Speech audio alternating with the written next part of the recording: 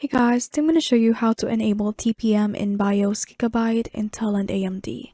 To start, feel free to check the links in the description below for bonuses and tools that may help you with our topic in this video. So what we're going to do is to check the TPM on our PC. So to do that, right-click on your Windows icon at the bottom left and go to Run. You are going to type in tpm.msc and click on OK. Now TPM is on my PC and enabled.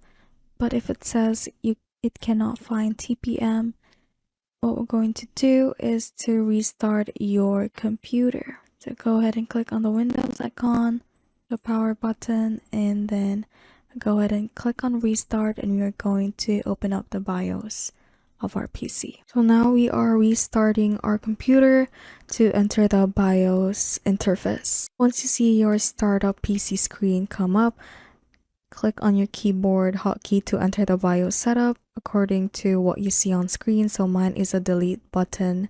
So I quickly clicked on that and you should then get to the BIOS utility screen. So I'm going to go to the advanced tab, go to trusted computing. And as you can see, it says TPM 2.0 device found. And make sure that security device support is enabled like that. So for AMD, you might see a peripheral tab. You can go there and enable the TPM.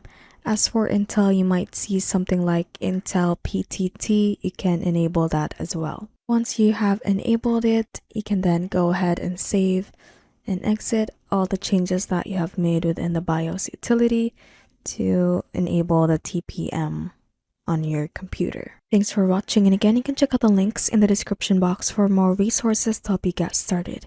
If you found this useful, hit that like button and subscribe for more videos like this.